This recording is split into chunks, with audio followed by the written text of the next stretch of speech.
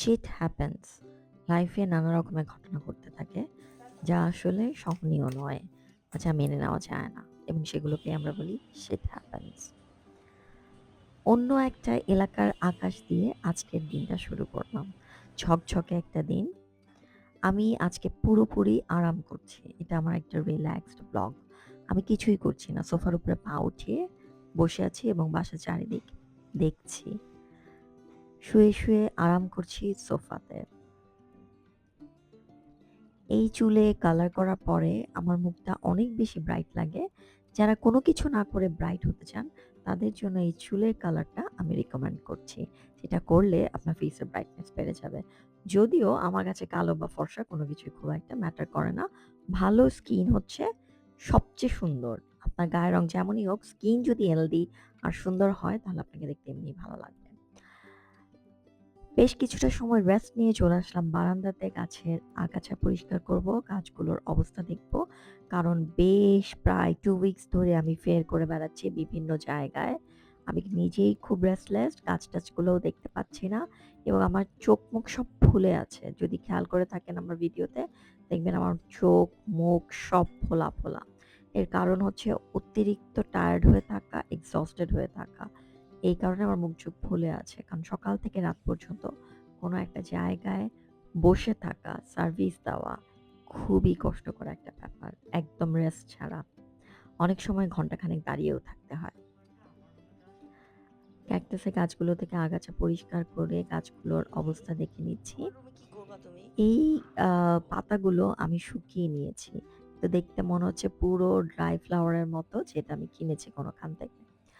যেহেতু যেমন ঈদ আছে চলে এগুলা। আসছে তাই নারিকেল কুড়িয়ে রেখে দিব ফ্রিজে। ওই যে খালারা চলে যাবে ছুটিতে, কেউই থাকবে ভাপে। না বলতে গেলে। আমি নিজেও জানি না কিভাবে সকল কাজ ম্যানেজ করব। কারণ অনেক কষ্ট লাগে সব কাজ ম্যানেজ করতে। আজকে ইফতারিতে আমরা ভাত, ডাল, সবজি এবং ভর্তা খাবো। সবজিটা বসিয়ে দেওয়া হয়েছে। আলু সিদ্ধ বসানো হয়েছে। কারণ ডাল ভর্তা, আলু ভর্তা, সবজি এসবই খাবো আজকে। ডাল ভর্তাটা করে নেওয়া হচ্ছে। এদিকে ভাত আর ডাল হয়ে গেছে, লাল চালের ভাত। আজকে ইফতারিতে কোনো ভাজা-পোড়া না। ইফতারিতে আমি নরমালি সবসময় ভাজা-পোড়া খাই।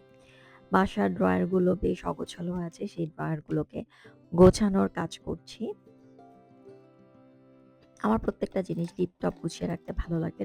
ড্রয়ারের ভেতরেও মেসি বা অগোছালো আমার পছন্দ না। আমি চেষ্টা করি যতটুকু যেরকমই আছে সবকিছু টাইডি আপ করে রাখার জন্য। বেডরুমের কাজ শেষ। প্রতিদিন এই বেডরুমের জানালাটা খুলে দেই। সেটা আবার বেশ কিছুটা সময় রোদ ঢোকার পরে পর্দা টেনে আটকে দেই। ছাদে গিয়েছিলাম, যেয়ে দেখি বেলি। সেই বেলি ফুল নিয়ে এসে বেড সাইডে রেখেছি। খুব সুন্দর একটা স্মেল হচ্ছে।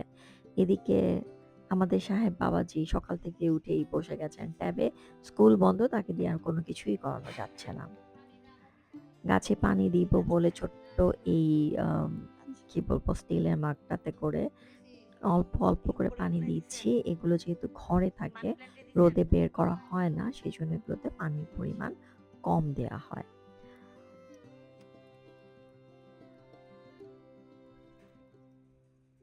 মানি প্ল্যান্ট এরকম ঝুললে নাকি লাক থাকে না, তারপরেও ঝুলছে আমার বাসাতে।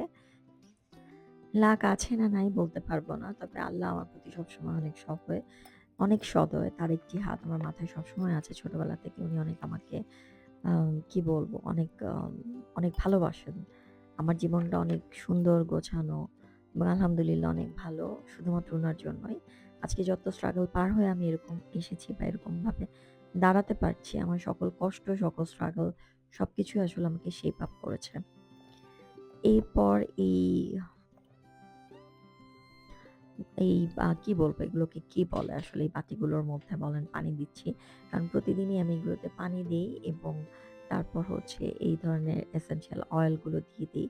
খুব সুন্দর স্মেল হতে থাকে। আড়ং নিয়ে যতই যাই বলেন না কেন, আড়ং এ অনেক কিছু পাওয়া যায়। আড়ং এর ব্যাগ নিয়ে কেন এত কন্ট্রোভার্সি আমি জানি না। বিদেশে গেলেও কিন্তু ব্যাগ কিনতে হয়। আপনি সেটা মেসেসেই যান অথবা আপনি সেটা 7-Eleven এ যান, সবখান থেকেই ব্যাগ কিনতে হয়। কোনোখানে ফ্রি দেয় না। আমি এই ডিফিউজার গুলা দিয়ে দিলাম ঘরে সুন্দর একটা স্মেলের জন্য। তারপর আমার গেস্ট টয়লেটে আমি এটা রেখেছি। Shits happen. Yes, shit happens. লাইফে এরকম অনেক কিছুই হয়। তবে সেইটাকে আঁকড়ে ধরে বসে থাকলে জীবন চলে না। জীবনকে এগিয়ে নিয়ে যাওয়ার জন্য আপনার শীটগুলোকে ফ্লাশ করে দিতে হবে। তারপর আপনি জীবনে সুন্দর করে এগিয়ে যেতে পারবেন। শীটগুলোকে ধরে যদি বসে থাকেন তাহলে জীবন আর এগোতে পারবেন না। ডাল ভর্তা করে নিচ্ছি সরিষার তেল দিয়ে। এটা করার সময় যখন ভিডিও করছিলাম তখন ডাল ভর্তা দিয়ে গরম, গরম ভাত একটু ঘি ছিটিয়ে খুব খেতে ইচ্ছে করছিল। লবণ, তেল, পেঁয়াজ, মরিচ ভাজা, ধনেপাতা, তারপর শুকনো মরিচ এসব দিয়েই এই ডাল ভর্তাটা করা হচ্ছে। আমরা যেহেতু বেসিক্যালি অনেক বেশি সবজি বা এই ধরনের ভর্তা ভাজি খাই, তো এগুলোই আমাদের মানে ভাত যখন খাই তখন এগুলোই বেশি খাই। এই পিঠেগুলোকে সব স্টিম করব, তেলে ভাজবো না। এই হচ্ছে আজকের ইফতার রেডি করা হয়েছে একটু বেগুনি দিয়ে। কিছুক্ষণ পরে আজান পড়বে। আমি বাইরে এসে একটু দাঁড়ালাম। আজ দুপুরে ঘুমিয়েছি। খুব ভালো একটা ঘুম হয়েছে। এদিকে সানজিদা দুপুরে বাসায় এসেছিল। ও দিয়ে গেছে ওর হাতে রান্না করা গরুর মাংস, যেটা আমি খাবো। সব খাবার-দাবার পরে ইফতারের পরে সেই আরামদায়ক চা। এমনিতেই চাটা আমি বানাই। দুধটা জাল দিয়ে চাটা বানিয়ে নিচ্ছি এবং যখন পাতা দিলাম তখন এই যে পাতার রং ছাড়ছে আস্তে, আস্তে সাদা দুধের মধ্যে, সেটা দেখতেও ভালো লাগছে। জীবনও কিন্তু এইভাবে করে অনেক কিছু আপনাকে ব্লেন্ড করে দেয়। আনন্দ, সুখ, দুঃখ, কষ্ট সকল ধরনের অনুভূতি ব্লেন্ড হয়েই কিন্তু লাইফটা তৈরি হয়। এদিকে আমার এক বন্ধুকে আমি দেখে বলেছিলাম, "এই চন্দ্র টিপ তুমি কোথায় পেয়েছ? আমাকে বলো আমি কিনে আনবো।" সে আমাকে পাঠিয়ে দিয়েছে।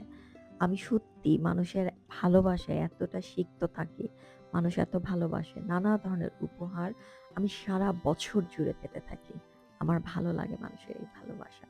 বললাম না আল্লাহর একটি হাত সবসময় আমার মাথার উপরে আছে। সত্যিই তাই। নানা ধরনের ভালোবাসা, নানা ধরনের আবেগ মানুষ আমাকে দেখায়, যেটা আমার সবসময় ভালো লাগে।